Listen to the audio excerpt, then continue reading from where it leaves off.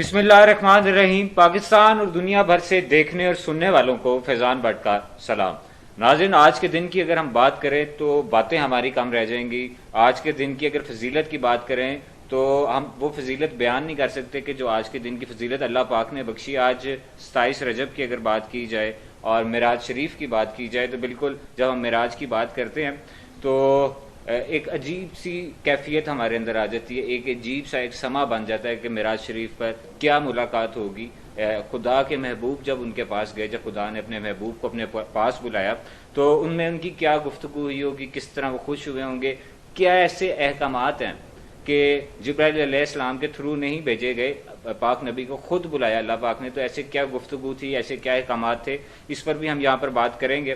اور اگر ہم پاک نبی صلی اللہ علیہ وآلہ وسلم کی بات کریں، ان کی زندگی کی، ان کی ظاہری زندگی جتنی، اس کی اگر ہم بات کریں تو انہوں نے کسی کو یہ نہیں کہا کہ میں نبی ہوں اور مجھے مان لو، لوگوں نے کہا کہ آپ نبی ہیں۔ انہوں نے اپنے کردار سے منوایا، اپنی زبان سے نہیں منوایا، لوگوں کو تلوار سے نہیں منوایا، انہوں نے اپنے کردار سے منوایا، اور کردار سے ایسا منوایا کہ لوگ ان کے جو چہرہ مبارک ہے اس کو دیکھ کر ایمان لے آتے تھے، لوگ ان کے پاس بیٹھ کے ان کی باتیں سن کے ایمان لے آتے تھے، لوگ ان کی کیونکہ وہ امین تھے، صادق تھے، جتنی کوالٹیز خدا نے بنائی ہیں وہ ساری کوالٹیز خدا نے اپنے پاک نبی صلی اللہ علیہ وآلہ وسلم کو بخشیں۔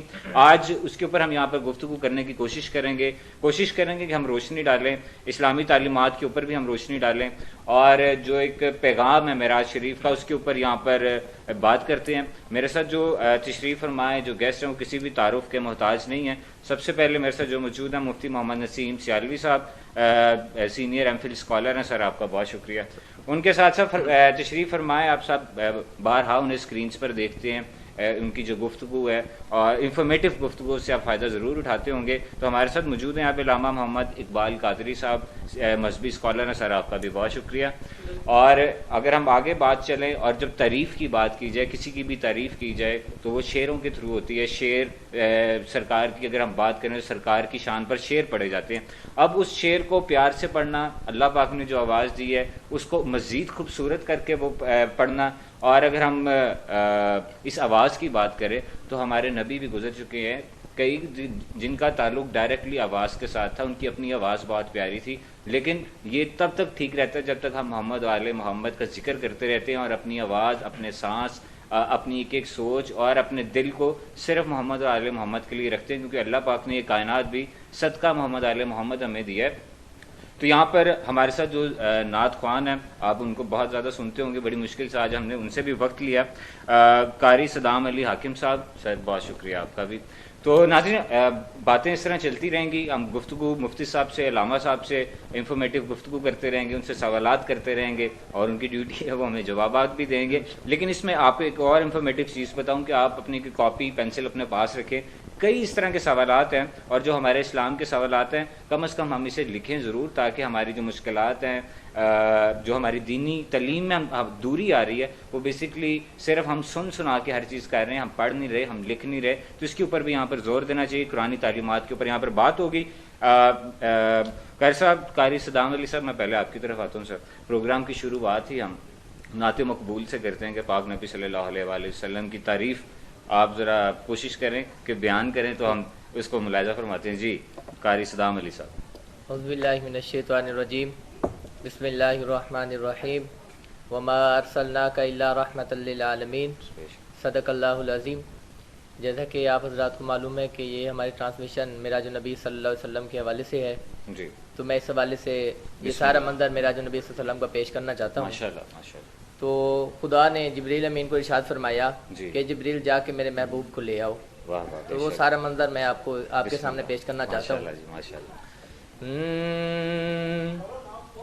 جبریل عیسیٰ نہ آدم لے آ، جبریل عیسیٰ نہ آدم لے آ، نبیاں دا جا کے خاتم لے آ، نبیاں دا جا کے خاتم لے آ، نوریاں دا سردار بنی نا، بن کے خادم لے آ جبریل عیسیٰ نا آدم لے آ نبیاں دا جا کے خاتم لے آ. اللہ فرمایا آ تینوں دساں ڈیرا دو جگ دے جانی دا. آ تینوں دساں ڈیرا دو جگ دے جانی دا. چنیا اے گھر اونے اج ہانی دا. چنیا اے گھر اونے اج ہانی دا. کوثر دا جا اتھوں قاسم لے آ نبیاں دا جا کے خاتم لے آ. اللہ فرمایا ساڈا سلام کمی قدماں چ بہ کے. ساڈا سلام کمی قدماں چ بہ کے. زلفاں نچوڑے جدوں دو بوند لے کے. زلفاں نچوڑے جدوں دو بوند لے کے. جنت دے پھلاں لئی شبنم لے آ نبیاں دا جا کے خاتم لے آ. اور حاصل کلام اس طرح ہے. بسم اللہ. اللہ فرمایا امت دے غم وچ ایتھے آ کے رووے نا. امت دے غم وچ ایتھے آ کے رووے نا. او پرائے دیس اونوں محسوس ہووے نا. او پرائے دیس اونوں محسوس ہووے نا. عرشاں تے دھرتی دا موسم لے آ. عرشاں تے دھرتی دا موسم لے آ. نبیاں دا جا کے خاتم لے آ. ماشاءاللہ سبحان اللہ. جی بہت پیاری کہ جی نبیاں دا جا کے تو خاتم لائے. یہاں پر ناظرین آپ سن رہے تھے اور دل تو یہی کہہ رہا تھا کہ اسی طرح یہ نعت مقبول پڑھتے رہے اور ہم سنتے رہیں کیونکہ تعریف خدا کے محبوب کی تعریف ہے تو اس سے ہم تو خوش ہوتے ہیں, روح تو خوش ہوتی ہے, ہمارا خدا بھی اس سے خوش ہوتا ہے. تو بالکل آپ کا اور ہمارا ساتھ رہے گا. حکیم صاحب میں ذرا مفتی صاحب کی طرف آتا ہوں. مفتی صاحب جو معراج شریف کا جو واقعہ ہے, جو معراج شریف کی ایک برکت ہے, معراج شریف کا کہا ضرور جاتا ہے لیکن کئی لوگ ہیں ان سے سوالات ہوتے ہیں, جو ہماری یوتھ ہے, ہمارے نوجوان نسل, ان سے سوالات ہوتے ہیں کہ آپ قرآن پاک سے یہ ثابت کر کے بتائیں کہ جی یہ معراج شریف ہوا تھا. تو نو ڈاؤٹ ہمیں پتہ ہونا چاہیے کہ قرآن پاک میں کہاں پر اللہ پاک نے حکم فرمایا, کیا ریفرنس ہیں. تو آپ قرآن پاک کو میں جہاں سے معراج شریف کا ذکر ہے, جو اس کی تعریف کی گئی ہے معراج شریف کی, اس کے اوپر آپ ذرا روشنی ڈالیں گا مفتی صاحب. بسم اللہ الرحمن الرحیم. نحمدہ ونصلی ونسلم علی رسول الکریم. اما بعد, آج کا یہ ہمارا پروگرام معجزہ معراج مصطفیٰ صلی اللہ علیہ وآلہ وسلم کے سلسلہ میں منعقد ہے. بالکل یقیناً آج کی رات شب معراج کی رات ہے. بالکل. اور رجب المرجب کی 27ویں رات معراج مصطفیٰ علیہ السلام کی رات ہے. معراج مصطفیٰ صلی اللہ علیہ وسلم ہے کیا کہ اللہ نے اپنے پیارے حبیب علیہ السلام کو رات کے ایک لحظہ میں, ایک لمحہ میں زمین و آسمان کی سیر کروائی. اللہ نے اپنے پیارے حبیب علیہ السلام کو اپنے پاس بلایا. معراج مصطفیٰ علیہ السلام ہجرت سے 1 سال پہلے جب نبی کریم علیہ السلام مکہ شریف میں تھے, اس وقت واقع ہوا. اور قرآن پاک میں اللہ تعالیٰ نے اس معجزے کو اور اس واقعے کو بڑے ہی آسان انداز سے بیان کیا. یقیناً سارا قرآن ہی نبی کریم علیہ السلام کی تعریف ہے. اور اللہ تعالیٰ نے قرآن کریم کے مختلف مقامات پر آقا کریم علیہ السلام کے معجزات کا بھی اظہار کیا۔ بے شک۔ ایسے ہی واقعہ معراج اور سفر معراج اور معجزہ معراج، نبی کریم علیہ السلام کے اس معجزے کو اللہ نے قرآن کریم برہان رشید کے پارہ نمبر 15 کی پہلی آیت میں ارشاد فرمایا، سبحان الذی اسری بعبدہ لیلا من المسجد الحرام الی المسجد الاقصی الذی بارکنا حولہ لنریہ من آیاتنا انہ هو السمیع البصیر۔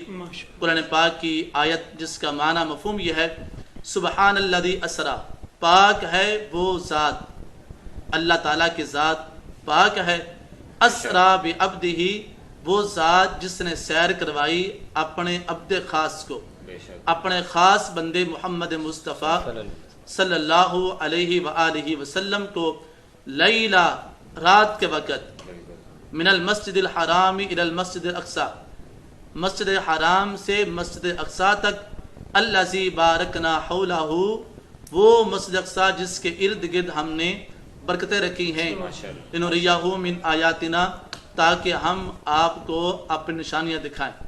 بے شک وہ اللہ سنتا بھی ہے، جانتا بھی ہے۔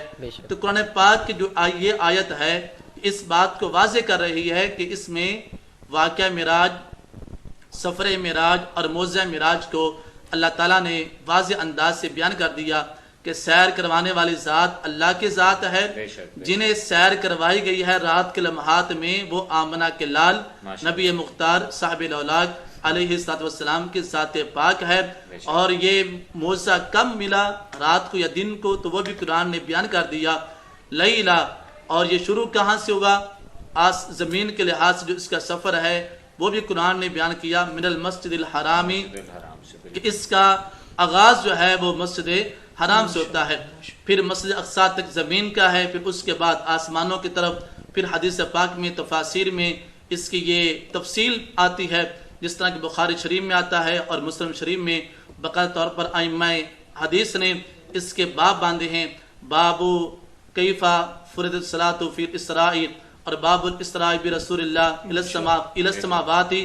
تو یہاں سے یہ بات معلوم ہوتی ہے کہ امام مسلم نے جب اپنے کتاب مسلم شریف کی پہلی جلد میں یہ باب باندھا، باب الاسراء برسول اللہ الی السماوات، کہ یہ جو سفر ہے اس طرف زمین کا نہیں تھا بلکہ آسمانوں کا سفر بھی تھا، پھر رب سے ملاقات بھی ہوئی، سارے معاملات، اور اس میں نماز کی فرضیت بھی ہوئی۔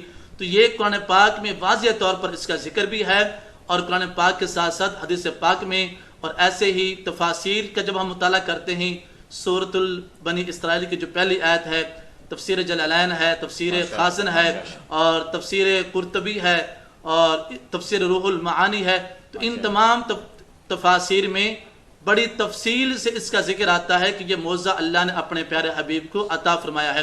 اور اگر میں اپنی اس بات کو تھوڑا سا شعر کے رنگ میں اور شیخ سعدی کی بات کرتے ہوئے کہیں تو انہوں نے کہا تھا، بالغ الاولی بکمالہ کشف الدجی بجمالہ حسنت جمیع خصالہ صلو علیہ وآلہ۔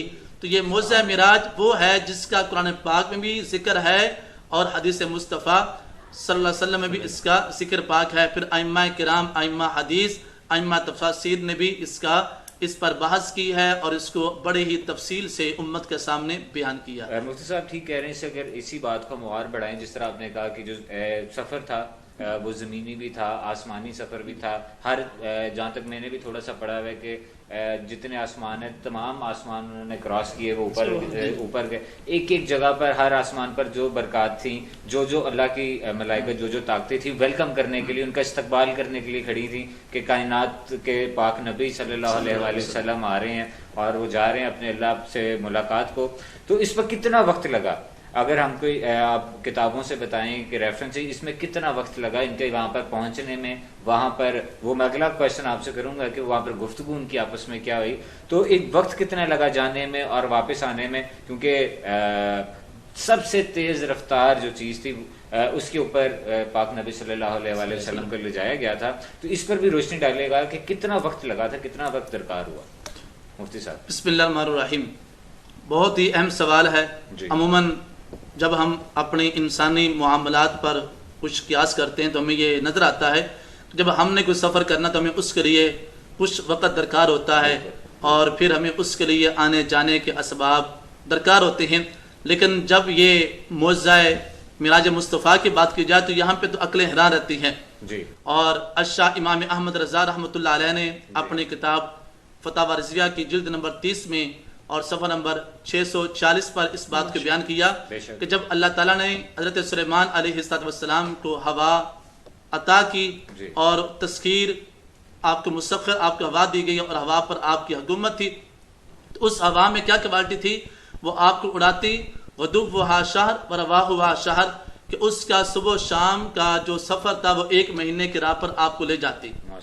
اوتی نبینا علیہ السلام البراق، ہمارے پیغمبر آمنہ کے لال نبی کریم علیہ السلام کو براق عطا کیا گیا۔ تو اب براق کا جو سفر جو رفتاری تیز رفتاری ہے یا اس کا چلنے کا انداز وہ کیا ہے؟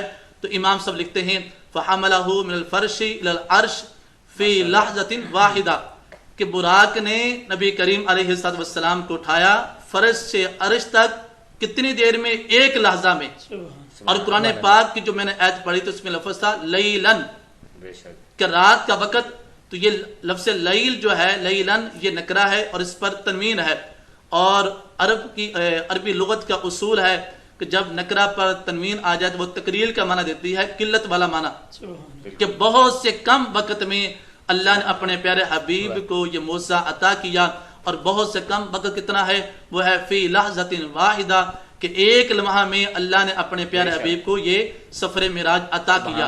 اب یہ جو سفر ہے اس کی اگر مسافت دیکھی جائے تو اس پر امام صاحب لکھتے ہیں کہ وَأَقَلُّ مُسَافَةً فِي ذَلِكَ 7,000 سنہ، کہ جو یہ مسافت ہے زمین سے لے کر 7ویں آسمان تک، اس سے اوپر نہیں، صرف 7ویں آسمان تک جو زمین سے لے کر یہ مسافت ہے یہ ہے 7,000 برس کی مسافت ہے۔ اگر ایک انسان 7,000 سال جو ہے وہ سفر طے کرے تو اتنا سفر وہ 7,000 سالوں میں طے کرتا ہے، اور یہی سفر اللہ تعالیٰ نے جناب محمد علیہ السلام کو طے کروایا تھا فی لحظۃ واحدہ، 1 لمحہ میں اللہ نے اپنے پیارے حبیب کو یہ سارا سفر عطا فرمایا ہے۔ سبحان اللہ سبحان اللہ۔ مفتی صاحب بہت پیاری گفتگو آپ کہہ رہے ہیں۔ میں علامہ صاحب آپ کی طرف آتا ہوں۔ صاحب علامہ صاحب یہ کہا جاتا ہے کہ اکثر ڈیبیٹ ہوتی ہے اسلامک اسٹوڈنٹس کی بھی ہوتی ہے، اور جو نان مسلم لوگ ہیں ان کے ساتھ بھی ملاقات ہوتی ہے، اور ان سے اکثر ڈیبیٹ ہی ہوتی ہے۔ وہ یہ کہہ رہے ہوتے ہیں کہ کیا جو معراج شریف تھا، جو پاک نبی صلی اللہ علیہ وآلہ وسلم اللہ پاک کے پاس گئے اور ان کی جو گفتگو ہوئی، جو ملاقات ہوئی، ان کا یہ کہنا ہے کہ کیا یہ جسمانی سفر تھا ان کا، کیا روحانی تھا؟ اور اس میں اگر ہم بات کریں کہ یہ بھی کہا گیا تھا، کہیں پر میں نے پڑھا تھا کہ اللہ پاک نے پاک نبی صلی اللہ علیہ وآلہ وسلم سے فرمایا تھا، انہیں کہا یہ تھا کہ آپ جوتیوں سمیت میرے پاس ہیں۔ تو اگر جوتیوں سمیت بلایا پھر تو میرا خیال ہے کہ جسمانی طور پر ہی وہ گئے تھے، یہ بہت بڑی دلیل ہے۔ باقی آپ پلیز روشنی ڈالیے گا علامہ صاحب۔ سب سے پہلے تو جناب بٹ صاحب آپ کا شکریہ کہ آپ نے معراج النبی کی Royal news T V channel کی سالانہ ٹرانسمیشن میں انوائٹ کیا، خدمت دین کا موقع دیا، اور یہ جو سوال ہے آپ کا کہ روحانی تھی جسمانی تھی معراج، تو اس میں جو ہے یہ جس طرح مفتی صاحب مفتی نسیم سیالوی صاحب یہ آیت کریمہ کا ریفرنس دیا کہ بسم اللہ الرحمن الرحیم سبحان الذی اسریٰ بعبدہ، کہ پاک ہے وہ ذات جو اپنے بندہ خاص کو جس نے سیر کرائی۔ بندہ خاص لفظ عبد یہاں استعمال کیا رب تعالیٰ نے۔ تو آپ قاموس اللغہ المنجد کوئی بھی عربی لغت جو ہے اٹھا کے دیکھ لیں، لفظ عبد کا معنی ہی جسم اور روح کے ساتھ دونوں کے ساتھ جس کو بولا جائے اس کو عبد کہا جاتا ہے۔ تو یہ قرآن کریم سے ہم استدلال اس طرح کریں گے، محدثین نے اس پہ استدلال کیا ہے کہ امام فخر الدین رازی علیہ رحمہ تفسیر کبیر میں کہ یہاں جو لفظ عبد ہے کریمہ سے یہاں سے پتہ چلتا ہے کہ تاجدار کائنات صلی اللہ علیہ وسلم کو جسمانی معراج ہوئی، روحانی نہیں۔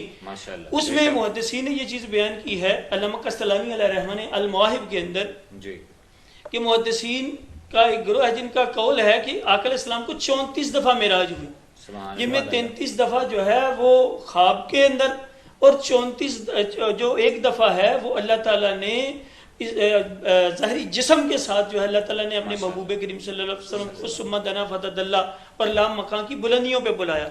تو یہ جسمانی معراج تھی، روحانی نہیں تھی۔ روحانی بھی ہوئی معراجیں لیکن یہ جو 27 رجب المرجب پہ جس پہ سب اجماع امت ہے تمام محدثین کا ائمہ کرام کا کہ 27 رجب المرجب کو جو آج کے رات جو ہے وہ معراج ہوئی تو وہ جسمانی تھی ماشاءاللہ. اور ایک تو یہ آیت کریمہ کا استدلال ہے اور دوسرا بڑی معروف جو حدیث مبارکہ ہے جی بے شمار قرائن اور دلائل ہیں. جس طرح علامہ صاحب بتا رہے تھے کہ بخاری شریف میں مکمل ڈیٹیل کے ساتھ تاجدار کائنات صلی اللہ علیہ وسلم نے اس کو بیان فرمایا امام بخاری علیہ رحمانی سے حدیث کو بالکل کہ اللہ کے محبوب صلی اللہ علیہ وسلم جب مسجد حرام سے مسجد خانہ کعبہ سے مسجد اقصیٰ کی طرف جا رہے ہیں, مسلم شریف کی حدیث ہے, آقا علیہ السلام فرماتے ہیں میں کیا دیکھتا ہوں کہ راستے میں ایک مقام احمر آتا ہے. ماشاءاللہ. مسجد حرام سے مسجد اقصیٰ تک مقام احمر ہے جہاں جناب موسیٰ علیہ السلام کی قبر مبارک ہے. اور میں نے دیکھا کہ موسیٰ علیہ السلام قبر میں کھڑے ہو کے نماز ادا کر رہے ہیں. کئی محدثین نے یہاں استدلال کیا ہے کہ آمد مصطفیٰ پہ درود و سلام پڑھا جا رہا. کھڑے ہو کے آقا علیہ السلام کی آمد کے سلسلے میں درود پڑھ رہے تھے. دونوں میننگ جو بھی لیے جائیں وہ آقا کی شان ہے. اور دوسرا یہ بات ظاہر ہو رہی ہے کہ حضور صلی اللہ علیہ وسلم بلکہ انبیاء جو ہیں بنفس نفیس جو ہیں وہ قبروں کے اندر زندہ بھی ہیں, نمازیں پڑھتے ہیں. تو یہ جسم کے ساتھ ہے. کوئی یہاں بھی کہے کہ جی وہ ان کی روح نمازیں پڑھتی ہے تو مسئلہ یہی ہے شریعت میں لکھا کہ روح کے اوپر کوئی نماز فرض نہیں ہے, یہ جسم پر ہی ہے. ایسے ہی جو جب مسجد اقصیٰ میں گئے تو سارے انبیاء علیہ السلام کو میں نے نماز پڑھائی, یہ مسلم شریف کی حدیث کے لفظ ہیں. تو سارے انبیاء جب تشریف لائے سارے انبیاء کی میں نے امامت فرمائی. تو سارے نبی, اس میں بھی کچھ لوگ جو بد عقیدہ لوگ کہتے ہیں جی وہاں روحیں آئی تھی تو روح پر تو نماز ہی نہیں. تو لیکن اگر اس میں بھی بحث کی جائے تو الجسد الروح الروح الجسد, محدثین نے یہاں بھی بیان کیا ہے کہ اللہ تعالیٰ انبیاء علیہ السلام اور اولیاء کو اجسام میں مثالی عطا فرماتا ہے کہ وہ ایسا جسم دے دیتا ہے جو روح بھی ہوتی ہے اور جسم بھی ہوتا ہے. تو لہذا حضور صلی اللہ علیہ وسلم کو بنفس نفیس جسمانی معراج اللہ تعالیٰ کی ذات نے عطا فرمائی. اللہ صاحب بہت خوبصورت, کیا بات ہے, بہت پیارا بیان کر رہے ہیں. اگر اسی کو ہم آگے لے کے جائیں کہ یہ جو معراج شریف تھا, یہ معراج جو کروایا گیا پاک نبی صلی اللہ علیہ وآلہ وسلم, تو اس کی کیا وجہ تھی کہ جتنے پیغامات تھے وہ جبرائیل علیہ السلام لے کر آتے تھے اور لا کے پاک نبی صلی اللہ علیہ وآلہ وسلم کو فرماتے تھے کہ آپ نے اگر کچھ کہنا بھی, آپ نے اپنا ہاتھ بھی لانا ہے تو آپ نے اپنی مرضی سے نہیں, اللہ کی مرضی سے. آپ نے کچھ بولنا ہے تو اللہ کی مرضی سے بولنا, آپ نے اپنی مرضی سے نہیں بولنا. تو اس میں یہ کیا ایک وجہ تھی, کیا ایک بیچ میں مین وجہ ہے کہ جس وجہ سے اللہ پاک کو بلانا پڑا اپنے پاک نبی صلی اللہ علیہ وآلہ وسلم کو کہ آئیں میرے پاس آئیں. اور اس پر بھی روشنی ڈالیے گا, اور یہ بھی کہ جب کوئی کسی کی طرف آتا ہے تو وہ کچھ نہ کچھ لے کر آتا ہے, اور جب واپس جاتا ہے کچھ نہ کچھ اپنے ساتھ لے کے بھی جاتا ہے. تو اس میں آپ اس کے اوپر بھی روشنی ڈالیے گا کہ اگر اللہ پاک نے انہیں اپنے پاس بلایا تو مین اس کی وجہ کیا تھی, اور ان کے آپس میں مابین گفتگو کیا ہوئی. علامہ صاحب. جی ماشاءاللہ, یہ جو آپ نے وقت کے دامن میں اتنی وسعت نہیں اور ڈیٹیل کے ساتھ میں عرض کر سکوں گا, لیکن یہ ہے کہ سب سے پہلا یہ کہ حضور علیہ السلام کو معراج اس لیے کروائی گئی کہ قرآن کی آیت جو مفتی صاحب نے پڑھی 15ویں پارے کی پہلی آیت, اس میں ہے لی نوریہ, اپنی نشانیاں دکھانے کے لیے, اپنی نشانیاں دکھانے کے لیے. مطلب اس میں نشانیاں کیا ہیں کہ امت کے لیے جو ہے نا ماضی قریب کے عظیم محدث گزرے علامہ غلام رسول سعیدی علیہ رحمہ حدیث معراج کے سلسلے میں کم و بیش انہوں نے کوئی 100 کے قریب جو ہے وجوہات اور استدلالات محدثین کے بیان کیے کہ اس لیے معراج کروائی گئی. نمبر 1 اپنا دیدار کروانے کے لیے, بالمشافہ دیدار کروانے کے لیے, ثم دنا فتدلی, اپنا قرب خاص دینے کے لیے معراج کروائی. ایک وجہ تو یہ تھی. دوسرا یہ ہے کہ جب بھی کسی کو بلند کیا جاتا ہے تو بلندی پر بٹھایا جاتا ہے, تو بلندی پر بٹھانے کے لیے معراج کروائی گئی. تیسرا یہ ہے کہ اپنی نشانیاں دکھانے کے لیے. کیا نشانیاں کہ جب آقا علیہ السلام مسجد اقصیٰ گئے وہاں سارے انبیاء آئے, یہ بھی اللہ کی نشانی ہے. آپ نے نماز پڑھائی, یہ بھی اللہ کی نشانی ہے. اور آپ نے ان سے خطاب فرمایا, یہ بھی اللہ کی نشانی ہے. اور جبرائیل علیہ السلام نے گھٹنے سے پکڑ کے آپ کو مصلی امامت پہ کھڑا کر دیا, یہ بھی ایک نشانی ہے. بہت میں آپ کی بات کو ذرا تھوڑا سا بڑھاتا ہوں کہ آپ نے جس طرح کہا کہ دیدار کے لیے بلایا گیا تھا, تو دیدار کیا پاک نبی نے ان کا دیدار کیا یا بیچ میں پھر بھی کوئی پردہ تھا؟ بالکل کوئی پردہ نہیں تھا, کیونکہ یہ جو لفظ ہیں سورۃ النجم ہے, النجم سورت میں فرمایا ثم دنا فتدلی, پھر قریب ہوئی دونوں، دنا کا مطلب ہوتا ہے قریب ہونا، سما پھر سما دنا فاتح اللہ، جس طرح کے دو کمانوں کا فاصلہ. اور علماء نے ایسے کوز و قضا بنا کے کہ جس طرح فرماتے ہیں نا مفہوم ہے آیہ کریمہ کا، یا کہ جب کوئی آپس میں ملتا ہے تو ایسے بازو کھول کے ملتا ہے، تو لہٰذا دونوں ذاتیں اس طرح قریب ہوئیں کہ جیسے کوئی دو بندے آپس میں مل رہے ہوں. لیکن اصل جو حقیقت ہے، اصل وہ ذات باری تعالیٰ جانتی ہے، اور سید دو عالم صلی اللہ علیہ وسلم کی ذات جانتی ہے. لیکن جو ہے وہ بڑا اتنا قربت خاص تھا کہ جو آگے بات بیان ہوگی کہ اللہ تعالیٰ نے کعبہ کوسن دو کمانوں جیسا فاصلہ رہ گیا، اور پھر یہاں تک کہ 18,000 موضوعات پہ ڈسکس ہوئی اللہ کے درمیان اور اس کے محبوب کریم صلی اللہ علیہ وسلم. 18,000 موضوعات پہ، ان میں سے ایک دن اما عائشہ بیٹھی. علامہ صاحب بالکل آپ کی گفتگو ہم سنیں گے، پروڈیوسر صاحب کی جانب سے بریک کا کہا جا رہا ہے، آپ کو پتہ بریک بہت ضروری ہوتی ہے. تو آپ نے بڑی پیاری بات کی کہ اللہ پاک نے اپنے قریب بلایا اپنے پاک نبی کو اور دیدار کیا. تو سب سے لاڈلے نبی اگر موسیٰ علیہ السلام کی بات کی جائے تو وہ خدا کی ایک تجلی برداشت نہیں کر سکے، اور ان پاک نبی جو ہمارے خاتم النبی ہیں، ہم ان کی امت ہے، یہ ہمارے لیے فخر ہے. سارے نبی اس خواہش میں ہیں کہ وہ آخرت میں پاک نبی کی امت میں سے شامل ہو، ان کے ساتھ شامل ہو. تو ہمیں سوچنا چاہیے. اس کے اوپر مزید بھی بات کریں گے. آپ ہم ایک شارٹ بریک لیتے ہیں، بریک سے واپس آ کے دوبارہ یہ گفتگو کا آغاز رکھیں گے. Please take a short break.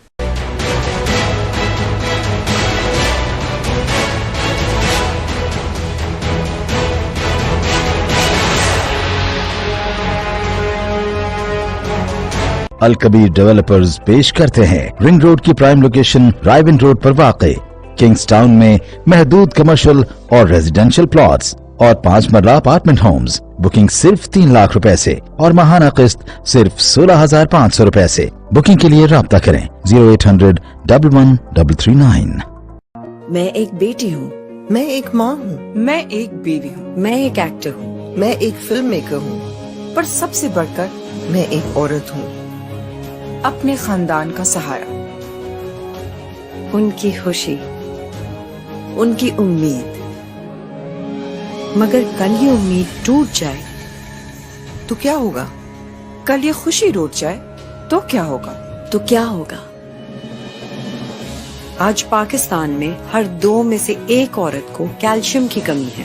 2 میں سے 1، یعنی ہر دوسری عورت، ہر دوسری بیٹی، ہر دوسری ماں، یعنی کمزور ہڈیاں، کمزور مستقبل. تو آج ہی اپنی ہڈیوں کو مضبوط بنائیں. اپنے ڈاکٹر سے مشورہ لیں اور ڈیلی کیلشیم سپلیمنٹ کا استعمال شروع کریں. مضبوط ہڈیاں، مضبوط مستقبل.